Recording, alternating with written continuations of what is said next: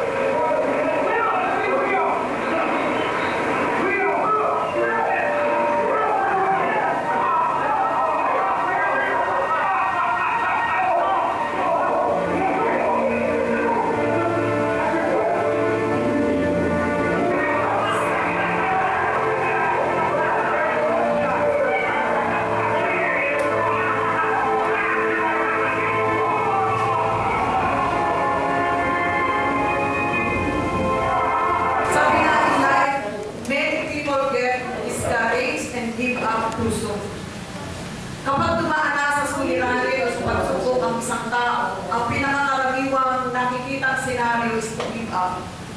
Okay? Yung sumuko, yung pagsuko. So, in life, kailangan maunawaan natin that there are so many uncrossable rivers. No? Meron mga bagay na mahirap tawirin.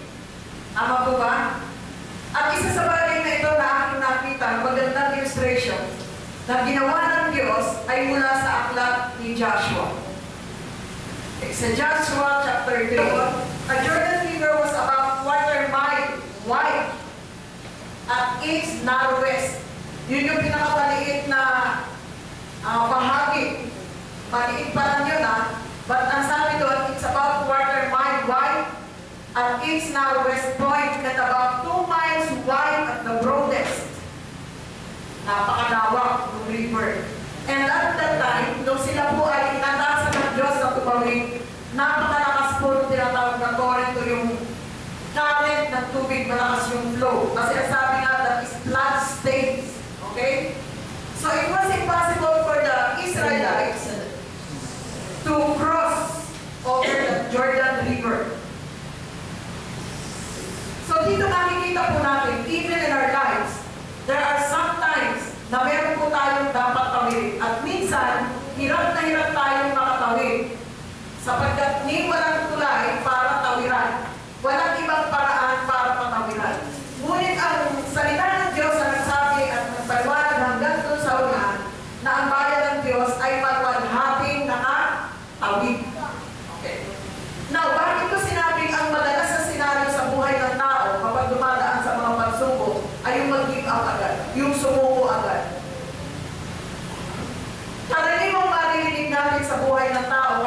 sila po ay nasa stage na parang may puno sa kanilang buhay o may baha sa kanilang buhay, ano yung madalas natin marinig?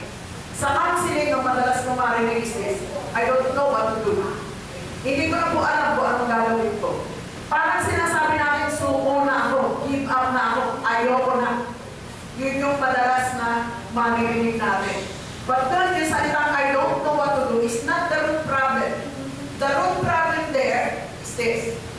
Ang sabi doon, that we don't know what to do, rather the problem is that we don't do what we know. Hindi talaga natin ginagawa yung bagay na alam natin. Tama po ba? Ang laging tinatahilan natin, hindi natin alam ang ating gagawin. Pero ang katotohanan, hindi mo ginagawa yung bagay na alam mo. Yung bagay na kaya mo.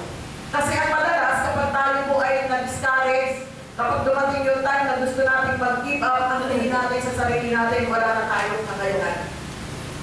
Okay? Ang sabi nyo sa film kanina, doon sa lalaki ko lang kamayan pa, sabi yung master na, ang sabi niya, nung makita siya, di ba, ginagamit lang sila sa show. Pero kung makita siya, nung leader doon sa Circus Butterfly, anong sabi nung master? Magnificent. Tinawag siya as magnificent. Anong ginawa niya? Tinuraan niya sa mukha yung lalaki.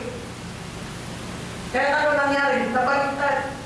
So, nung ipinakilala siya, ano naman yung napansin ninyo nung ipinakilala siya? Ang sabi doon, tingnan ninyo ang lalaki na mula sa kanyang pansilang ay sinumpahan ng Diyos.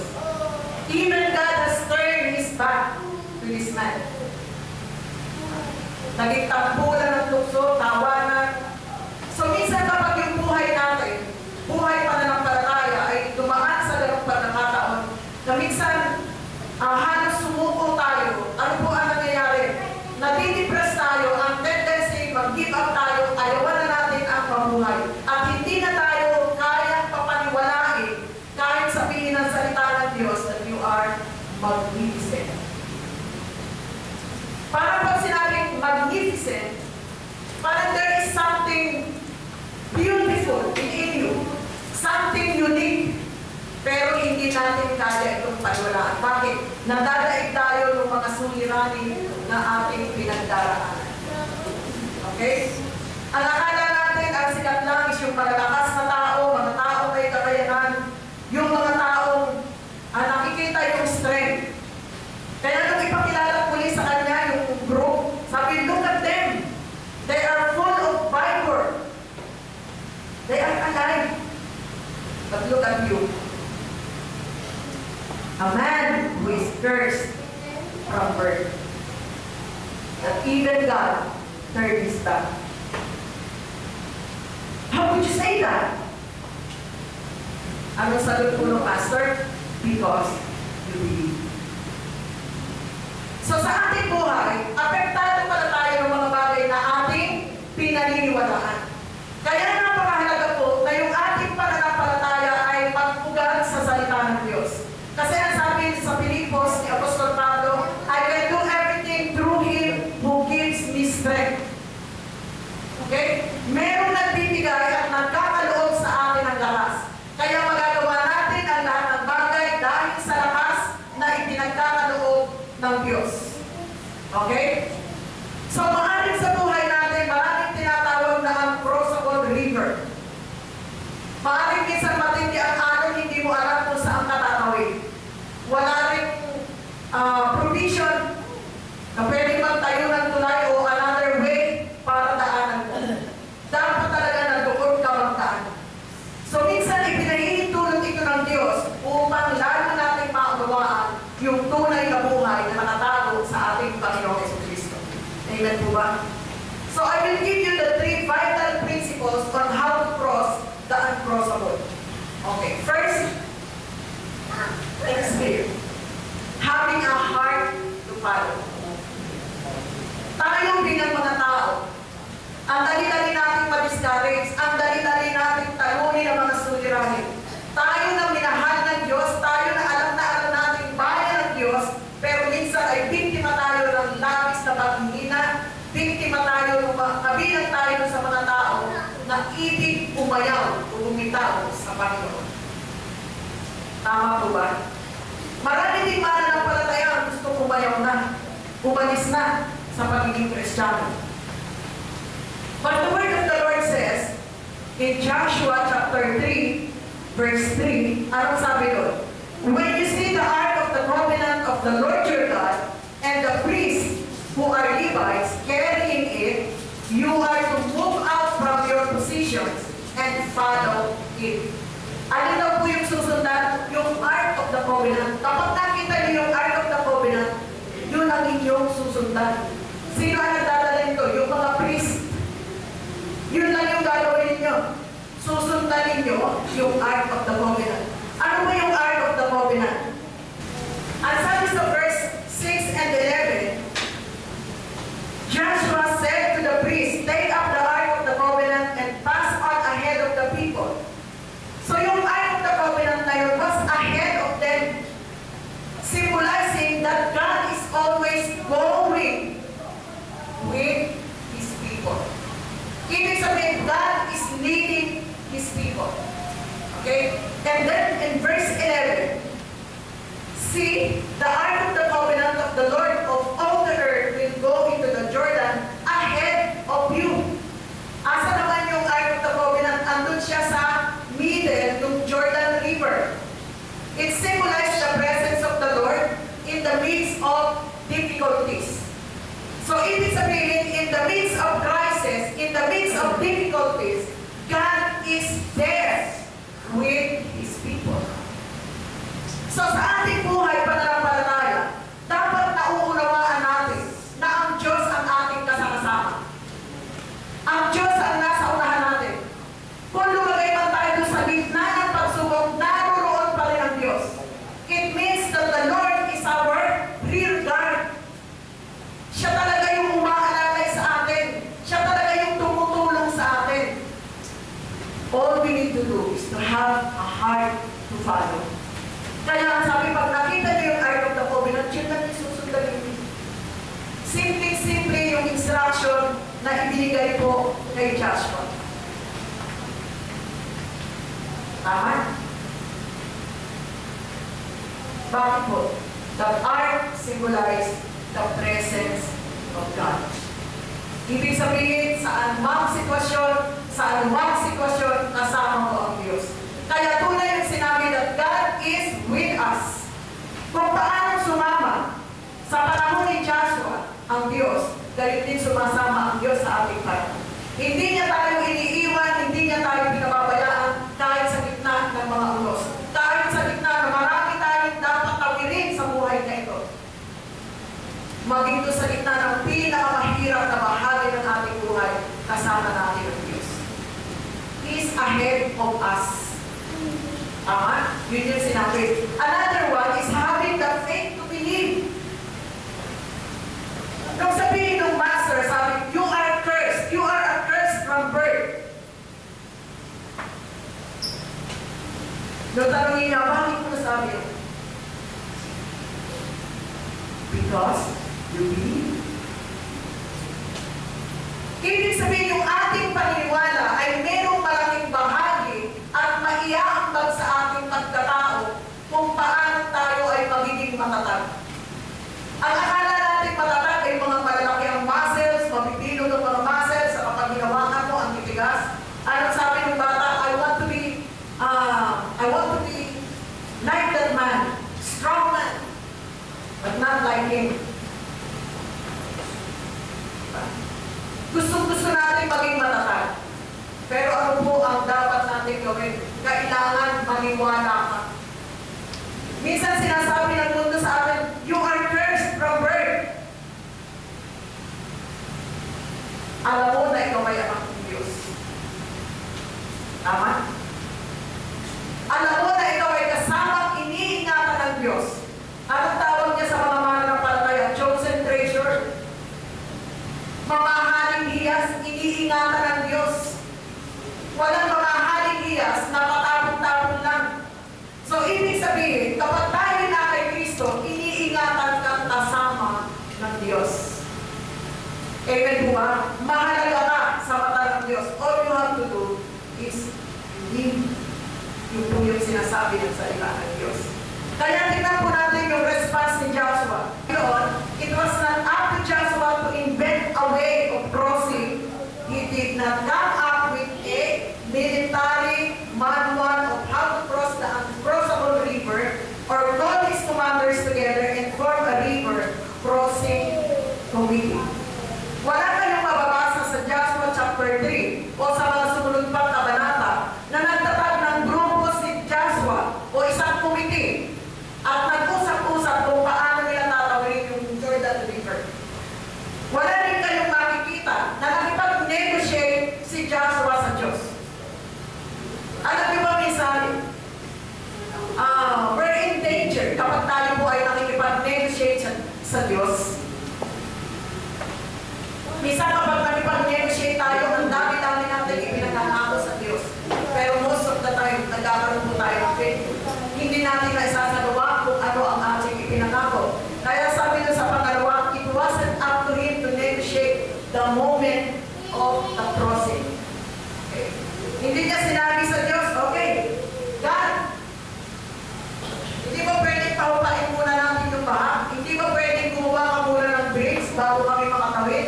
O hindi niya inatasan yung kanyang mga commanders na gumawa ng daan para sila'y makatawid doon sa river na yun. Ano pong sabi? Joshua simply understand that God knows best. Ganun lang kasimple. Tayo, bilang pananampalataya, nauunawaan po ba natin ang plano ng Diyos, ang layunin ng Diyos? Bakit madalas na reaction ng mga mananampalataya is to give up? Bakit napakabilis nating ma-discourage? Bakit napakabilis ninyong mawala ng loob para lumaban sa hamon ng buhay? Minsan, ang i-give up kagad natin is yung relationship natin sa Panginoon. Wala bang halaga sa inyo yung katotohanan na alam ng Diyos ang makakabuti sa atin? Ano po sinabi sa aklat ng Roma? Good or bad? Anong sabi ng Diyos? All things work together for good to those who love Christ. Ibig sabihin, masama at mabuti nagkakalakit-lakit para sa ikabubuti ng lahat na umiibig sa Kanya. Amen. Kaya sabi ng Joshua simply understand that God knows best, that God is with him, and that is enough. Now, ang tanong ko, sapat ba si Kristo sa ating buhay? Sapat ba ang pangako ng Diyos para sa atin upang tayo maging matatag? Minsan sinasabi na ng Diyos, you are great, you are wonderful, you are magnificent. Sinasabi ng Diyos, kakaiba ka, unique ka. Anong sabi mo? Hindi. Ano ang pinaniniwalaan mo? Sa madalas nating paniwalaan kahit talunan. Tayo ay laging tupay-pay kahit tayo talunan. Lagi natin i-give up ang Diyos. I-give up natin yung alam natin. The truth is, maraming alam ang mananampalataya. Maraming alam ang anak ng Diyos. The problem is, hindi natin ginagawa yung bagay na alam natin. Bakit po? Mas madalas pinag-aalinlanganan natin yung Diyos na mabuti. Mas madalas pinag-aalinlanganan natin kung ano ang kaya ng Diyos. Hindi natin kaya tanggapin that God knows best. Alam ng Diyos yung mga kabuti sa atin. Look at them. Merong prostitute, merong pinalayas, merong nasa panahon ng kanyang matandaan, pero ginamit pa rin. Nakasama dun sa show. Tama? Mga taong outcast sa tingin ng mundo, pero nagbibigay ng kaaliwan sa iba. Dapat po ang buhay pananampalataya ay gano'n. Dapat ang buhay natin ay nagiging inspirasyon para sa iba. Dapat yung mga kaluluwang nakatingin sa atin ay mai-inspire para maniwala din. Tama po ba? Para sumampalataya din ng buhay nga yung Diyos na ating pinaniniwalaan. Kaya sabi sa verse 7, and the Lord said to Joshua, today I will begin to exalt you in the eyes of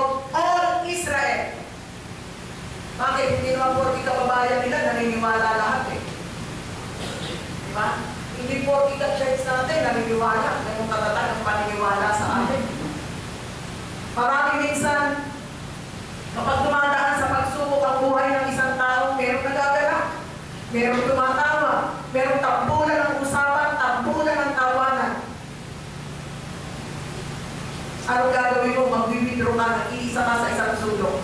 Inilalayo mo yung hiling sarili. Pero ang sabi yung kanilang master, look at them. They are full of life, full of my word. Not like you.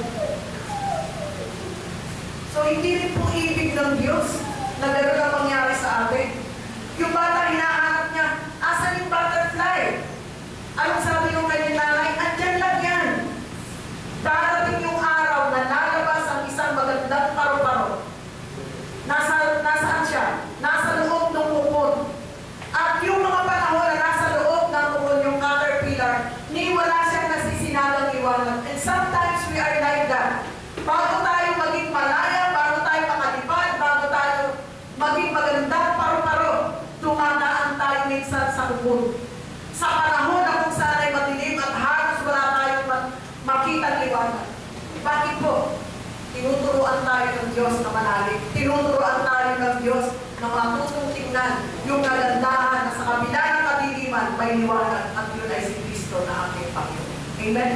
Sabi, ang talintingan ng gabi ay nakikita. Yung talintingan ng mga bituin ay nakikita kapag gabi. Sa panahon minsan na madilim ang aking buhay, still, may kalintingan itong dala. Bakit natidepress ang isang tao? Dahil tinitingnan lang niya, puro hilig. Anong pinaniwalaan na niya? Hindi na siya makakalabas doon sa kupon na kanyang pinalalagyan. Helpless, okay? Having the faith to believe. Ang response ni Joshua, naniniwala siya doon sa kanyang Diyos. Yun yung sinabi ng Diyos eh. Tama? Pansinin natin kahit si Abraham na sabihin ng Diyos kay Abraham, ialat niyo yung inyong anak, yung iyong anak. Nagdalawang loob ba si Abraham? No, dahil ito yung hinihingi ng kanyang Diyos. Kaya kinalugdan siya ng Diyos. Yun yung gusto ng Diyos. Meron tayong puso na naniniwala. Dahil kung ano yung ating pinaniniwalaan, yun talaga yung ating magiging buhay. Kung pinaniniwalaan mo ikay talunan, pues talunan ka. Huwag ka maghanap na ikay manalo dahil yun ang pinaniniwalaan mo. Kung pinaniniwalaan mong lugi ka, lugi ka. Kung pinaniniwalaan mong ikaw yung sumpa, yun na ang mangyayari sa'yo. Because you believe. Okay? The third one is having the courage to act. Ang sabi doon, the heart to follow and the faith to believe are inner realities. Okay? Inner realities. But the courage to take decisive action in obedience to God is the external expression of these inner realities. Okay. Kailangan din pala ng paghambang.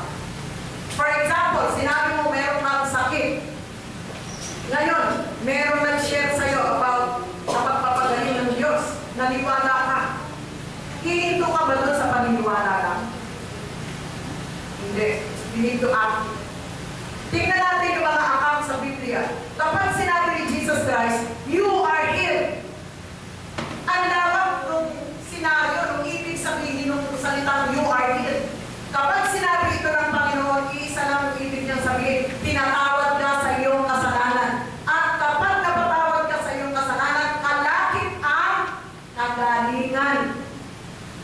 Physical, spiritual, diba? Mental, kasi madalas may sakit ang tao sa kaisipan, sa isip. Ito yung battleground. Laging may laban. Yung isip natin ang mahina. Kaya kung anong itigtan ng isip natin, tinatanggap na lang ng ating puso hanggang sa tayo magpasya na tayo umayaw. Sa paniniwala wala tayong kakayanan. Tama. Pero makikita natin si Joshua, kaya grabe yung boldness na pinakita niya. Kaya sabi niya doon sa kanya mga tao, sa verse 5, consecrate yourselves for tomorrow, the Lord will do amazing things. Sa ibang translation, great things. Now, sino sa inyo ang naniniwala na kaya gumawa ng Diyos ng mga great things, mga dakilang bagay? Joshua's priority was very clear. First, as a leader and God's follower. Ano po yun? Everything revolves in the presence of God. Okay, that is one. Second, in the promise of God. And the third, it revolves in the power of God.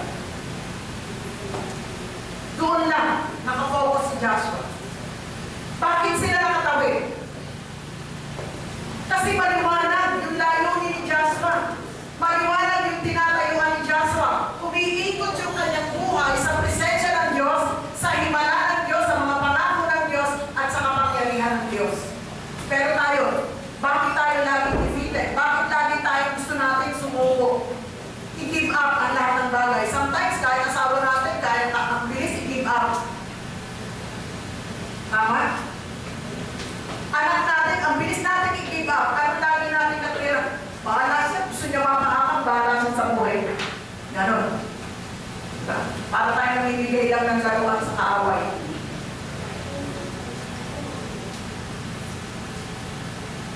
Tama ba? Pero si Joshua hindi. Sabi doon, everything revolves around the presence of God, the promises of God, and the power of God. So tayo bilang mga mananampalataya, anong dapat natin gawin? Katulad ng ginawa ni Joshua, he stepped out and advanced forward in spite of the giants of opposition. Ang dami-dami mga higante na kanilang pinalaban. Pero ano pong ipinakita doon ng Diyos? Sabi nga, sundan nila yung Ark of the Covenant. Because the Lord your God, the Lord of all the earth, sabi doon, is ahead of you. Okay, ano yung pinapakita doon? That our God is a God of the already. Ano ba ibig sabihin ng already? Dapat naunawaan natin ito kasi tayo ay mga New Testament believer. Okay? Everything was done. Kaya na isinigaw ni Kristo, it is, sundan nyo, anong isinigaw ni Kristo? It is finished. Tinapos na ni Christ. Kaya na sabi kay Joshua, sabihin mo sa mga tao, kapag nakita nila yung Ark of the Covenant, which symbolize the presence of the Lord, sumunod lang kayo. Ibig sabihin, pinapakita na doon sa bayan ng Diyos, nauuna pa rin ang Diyos sa inyo. Yung dadaanan nyo, dinaanan muna ng Diyos. Yung dinaraanan ng mananampalataya, dinaanan muna ng Panginoong Jesus. Kaya ano pong sabi, in Christ, we are already on the victory side. He has won the victory. Tama po ba? He has already. It is done. It is finished. Tama po ba? Ang lahat pala ng daanan natin, whatever circumstances na dinadaanan natin, dinaanan ng Diyos. Pinagtawanan, iniyak, nilait, naghirap, lahat ng pasakit, pagluma, nasa kanya na, di ba tinawag na siya as marang sorrow. Pero ang sabi, dinaanan na niya lang. He is the God of the already.